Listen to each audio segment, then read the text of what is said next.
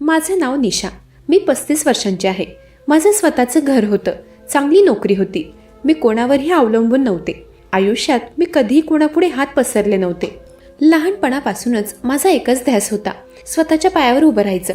मी खूप मेहनत केली आणि वयाच्या 35व्या वर्षी स्वतःच्या हिमतीने एक सुंदर घर विकत घेतलं. माझं आयुष्य माझ्या नियमांनी चालत होतं. पण म्हणतात ना, आयुष्यात कधी काही सांगून येत नाही. आणि त्या दिवशी माझ्या आयुष्यात असं काहीतरी आलं ज्याची मी कधी कल्पनाही केली नव्हती. एके दिवशी माझे मामा मामी माझ्याकडे आले. ते आले तेव्हा त्यांच्या चेहऱ्यावर एक हास्य होतं, पण डोळ्यात एक वेगळीच विनंती होती. मामी म्हणाली, निशा, आम्हाला काही दिवस बाहेर जायचं आहे. आजोबांना तुझ्याकडे ठेवता येईल का? मी एक क्षण विचार केला, कारण आजोबांना सांभाळायचं म्हणजे सोपं नव्हतं. माझे आजोबा 70 वर्षांचे होते. त्यांना ऐकू कमी येतं, उठणं बसणं कठीण होतं आणि त्यांना रात्री 3-4 वेळा वॉशरूमला जावं लागतं. मामा सांगत होता की तो अर्ध्या रात्री जागून आजोबांची काळजी घेतो आणि त्यामुळेच त्याला आता पित्ताचा त्रास सुरू झालाय. मला ते ऐकूनच घाम फुटला होता. मी एकटी राहणारी बाई, त्यात रोज ऑफिसला जाणं, माझ्याही जबाबदाऱ्या होत्या आणि आता घरात एक वृद्ध माणूस सांभाळायचा. पण नकारही देऊ शकत नव्हते, कारण ते माझे आजोबा होते, रक्ताचं नातं होतं. मग मी हो म्हणाले. मग आजोबांना सोडून मामा मामी निघून गेले. ते गेल्यावर मी आजोबांकडे बघत राहिले. माझ्या मनात विचार सुरू होता की आता काय करायचंय, सगळं मी एकटीने कसं सांभाळायचं. माझ्या घरात एक कामवाली होती. ती 45 वर्षांची महिला होती. मी तिला म्हणाले, आजोबांची थोडी काळजी घे, त्यांना वेळोवेळी मदत कर, काय हवं नको ते बघ. मी तिच्याशी प्रेमाने बोलले होते, पण ती एकदम ताठ मानेने म्हणाली, हे माझं काम नाही. तिचं बोलणं ऐकून मी थक्कच राहिले. माझ्या डोळ्यांसमोर क्षणभर अंधारी आली. ती पगार पुरेपूर घ्यायची, पण काही काम सांगितलं की नाटकं करायची. त्या क्षणी मी ठरवलं की बस झालं हिचं नाटक. मी तिला सरळ सांगितलं, आजपासून तुझी सुट्टी. ती जाताना दारातून वळून म्हणाली, तुम्ही मला कामावरून काढलंय ना, आता बघा, या एरियातील एकही कामवाली तुमच्याकडे येणार नाही. मला तेव्हा हसू आलं होतं. मला वाटलं पैसे दिले की कोणीही येईल. मी तिच्या बोलण्याकडे दुर्लक्ष केलं, पण तिचं बोलणं खरं झालं. मी त्या एरियातील 5-6 बायकांना कामासाठी विचारलं, पण कोणीही यायला तयार नव्हतं. त्या बायकांची मैत्री माझ्या पैशांपेक्षा मोठी होती. पण मला तर माझ्या आजोबांना सांभाळायला, घरची कामं करायला कोणी हवं होतं. मी बराच वेळ विचारात होते. मग आठवलं की आजकाल सगळं ऑनलाईन मिळतं. मग मी लॅपटॉप उघडला, एक ऑनलाईन एजन्सी शोधली. मी त्यांना फोन केला. समोरून ते म्हणाले, मॅडम, काळजी करू नका, आम्ही लवकरच कोणाला पाठवतो. मी फिमेल कामवाली मागवली होती. मी घरात एकटी राहत होती, त्यामुळे मला बाईच हवी होती. थोड्याच वेळात दाराची बेल वाजली. मी दरवाजा उघडला तर समोर एक मुलगा उभा होता. त्याच्या चेहऱ्यावर एक निरागस भाव होता. त्याचं नाव राजू होतं. त्याला पाहून मी विचारात पडले. मी म्हणाले, मी कामासाठी मेड म्हणून फिमेल सिलेक्ट केली होती, मग तू कसा आलास? तर तो अगदी शांतपणे म्हणाला, मॅडम, तुम्हाला एका वृद्ध पुरुषाला सांभाळायला कोणी हवं होतं, त्यासाठी एजन्सीने मला पाठवलंय. एका पुरुषाला सांभाळायला बाई पाठवत नाहीत, हे तुम्हालाही समजत असेलच. त्याचं उत्तर मला पटलं होतं. मग मी त्याला आत बोलावलं. राजू म्हणाला, मालकीनबाई, मला घरातील सगळी कामं येतात. स्वयंपाक, साफसफाई, आजोबांना सांभाळणं, सगळं मी करेन. तुम्ही बिलकुल काळजी करू नका. त्याच्या बोलण्यात आत्मविश्वास होता. डोळ्यात एक वेगळीच चमक होती. त्याचा आत्मविश्वास बघून मी त्याला कामासाठी ठेवून घेतलं. आणि इथेच माझी सगळ्यात मोठी चूक झाली. राजू आल्यापासून घरात एक वेगळाच बदल जाणवू लागला होता. आजोबांची काळजी तो इतक्या मनापासून घेत होता की मला रात्री एकदाही उठावं लागलं नव्हतं. त्यांचं वेळेत जेवण, औषध, वॉशरूम, ते सगळं राजू बघत होता. घरही स्वच्छ राहू लागलं होतं. जेवणही वेळेत व्हायचं. मी ऑफिसला निश्चित मनाने जाऊ शकत होते, कारण राजू घरात सगळं सांभाळून घेत होता. काही दिवसातच राजू घरातील एक सदस्यच वाटू लागला होता. मला वाटलं की तो किती चांगला मुलगा आहे, किती मेहनती आहे, विश्वासू आहे. पण मला तेव्हा माहीत नव्हतं हा विश्वास मला किती महागात पडणार होता.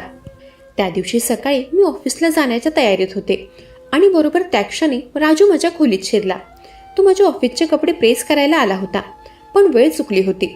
मी गाऊनमध्ये होते. राजू जागेवरच थांबला. मी त्याला हाक मारली तेव्हा कुठे तो भानावर आला. मी म्हणाले, राजू, लवकर काम कर. तो कपडे प्रेस करू लागला. तेव्हा मी माझे हेअर सेट करत होते. मी ड्रेसिंग टेबलसमोर बसले असताना मला आरशातून मागचं सगळं दिसत होतं. तो मुलगा वारंवार माझ्याकडे वळून बघत होता. मला तेव्हा फारसं काही वेगळं वाटलं नाही. वेगळं वाटण्यासारखंही काही नव्हतं. तो माझ्याहून अर्ध्या वयाचा मुलगा होता. मी उगाच नको ते विचार आणायला नको. असं मी स्वतःला समजावलं. त्याच दिवशी ऑफिसला निघताना तो म्हणाला, मालकीनबाई, आज तुम्ही खूप सुंदर दिसत आहात. त्याच्या बोलण्यावर मी हसले आणि निघाले. पण त्या रात्री जे घडलं ते मला अस्वस्थ करून गेलं. मी खोलीत बेडशीट बदलत होते, पण मला सारखं वाटत होतं की कोणीतरी मला बघतंय. मला वाटलं माझा भास असेल, पण तरीही मला राहवलं नाही. मी हळूच दरवाजाजवळ गेले आणि एकदम जोराने दरवाजा उघडला. तेव्हा अचानक बाहेरून राजू आत आला. तो दाराबाहेरच उभा होता. माझं हृदय एक क्षण थांबलं. मी त्याला विचारलं, मगापासून इथे काय करत होतास? तर तो म्हणाला, मालकीनबाई, तुमची बॅग हॉलमध्ये होती. मोबाईल व्हायब्रेट होत होता म्हणून द्यायला आलो होतो. मी बॅग घेतली तर खरंच मोबाईलवर मिस कॉल होते. असं होतं तर मग दरवाजा नॉक करायचास ना, मला आवाज द्यायचास. असं लपून का बघतोय? तो म्हणाला, मला वाटलं तुम्ही रागवाल. मी म्हणाले, यापुढे जर काही महत्त्वाचं काम असेल तर आवाज द्यायचास, मी काहीही बोलणार नाही. तेव्हा त्याने मान डोलावली व तिथून निघून गेला. मला थोडा संशय येत होता, पण तरीही मी स्वतःला समजावलं की जाऊ दे, उगाच संशय नको. आणि ती चूक मला नंतर खूप महागात पडली. काही दिवसांनी मी ऑफिसमधून सुट्टी घेतली होती. मी सुट्टी घेतली आहे ते मी राजूला सांगायला विसरले होते. सकाळी नेहमीप्रमाणे तयार होऊन मी बाहेर गेले आणि थोड्या वेळाने परत घरी आले. खोलीत आले तर राजू माझ्या कपाटात काहीतरी करत होता. मी आवाज दिला तसा तो दचकला, कपाटापासून बाजूला झाला. मी त्याला विचारलं, हे काय आहे? माझ्या गैरहजेरीत तू माझ्या कपाटात काय करत होतास? तर तो म्हणाला, मालकीनबाई, गैरसमज करू नका, मी कपाट आवरायला काढत होतो. त्याचं उत्तर ऐकून मी शांत झाले, पण आतून एक अस्वस्थपणा होता जो मला जाणवत होता. पण मी त्याकडे दुर्लक्ष करत होते आणि हीच माझी दुसरी मोठी चूक होती. त्याच दिवशी हर्षल घरी आला. हर्षल माझा प्रियकर होता. तो परदेशात असायचा. पुढच्या आठवड्यात आमचं लग्न होतं. तो खास मला भेटायला आला होता. मी त्याची ओळख राजूशी करून दिली. मी त्याला म्हणाले, राजू, हा हर्षल आहे, माझा होणारा नवरा. पुढच्या आठवड्यात आमचं लग्न आहे. माझं बोलणं ऐकून राजूच्या चेहऱ्यावर आनंद नव्हता. हर्षल गेल्यावर मी किचनमध्ये गेले तर राजू तिथे नाराज बसला होता. त्याचा चेहरा उतरलेला दिसत होता. मी विचारलं की काय झालं? हर्षल, तुला कसं वाटला? त्यावर तू काहीच बोलला नाही. मी पुन्हा विचारलं तेव्हा तो हळूच म्हणाला, मालकीनबाई, मला तुमच्या लग्नाची बातमी ऐकून अजिबात आनंद झाला नाही. तुम्ही मला सोडून जाऊ शकत नाही. अचानक राजूने माझा हात पकडला. मी त्याला समजुतीने बाजूला केलं. म्हणाले, राजू, लग्नानंतरही मी या शहरातच असेन. मी तुला कामावर ठेवेन, काळजी करू नकोस. माझं बोलणं ऐकून तो शांत झाला. मला वाटलं होतं बिचाऱ्याला नोकरी जाण्याची भीती वाटते, पण खरं कारण वेगळंच होतं आणि ते मला लवकरच समजणार होतं. आता माझ्या लग्नाला आठवडा बाकी असल्यामुळे मी शॉपिंगमध्ये व्यस्त होते. बघता बघता अवघे 2 दिवस उरले. मी माझ्या लग्नासाठीचा शालू, ज्वेलरी, बाकी सगळं काही व्यवस्थित सेट करून ठेवलं होतं. आता मला 2 दिवस कुठली धावपळ करायची नव्हती, नाहीतर लग्न मंडपात नवरीच थकलेली दिसली असती. माझ्या मनात आता खूप आनंद होता, उत्साह होता. माझं पुढचं आयुष्य सुंदर असणार या विचारात मी गर्क होते. त्या दिवशी रात्री राजू माझ्या खोलीत आला. तो म्हणाला, मालकीनबाई, आमच्या गावाकडे लग्न आधी मुलींची सुगंधी तेलाने मालिश केली जाते. त्यामुळे लग्नाच्या दिवशी चेहऱ्यावर वेगळंच तेज येतं.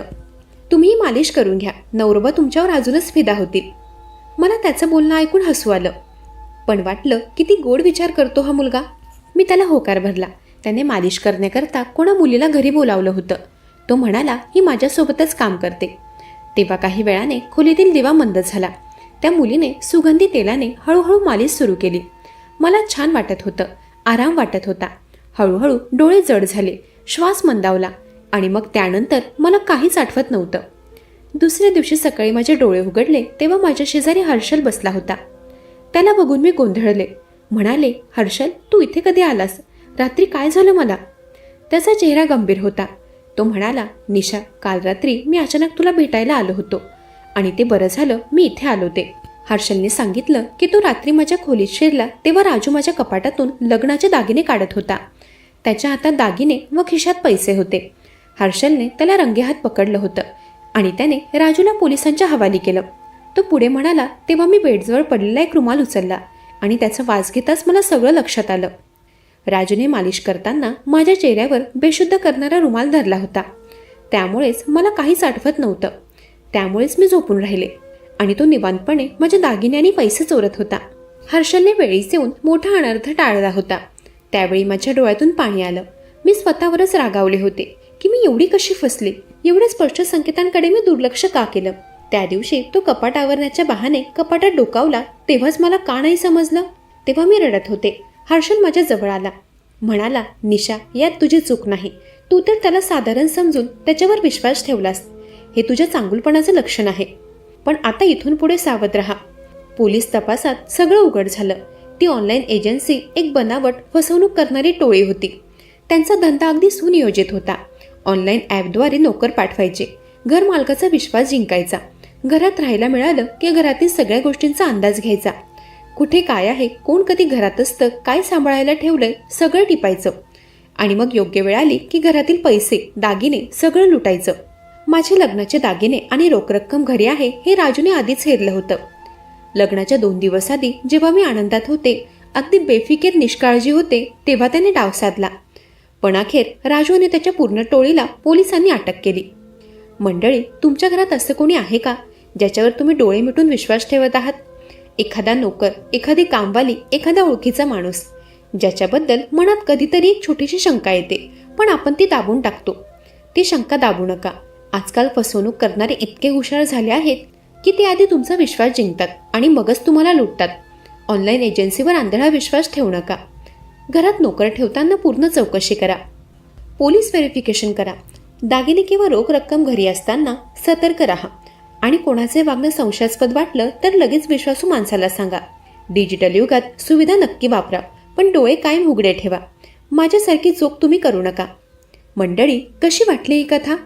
ऐकत रहा मनाचे बोल.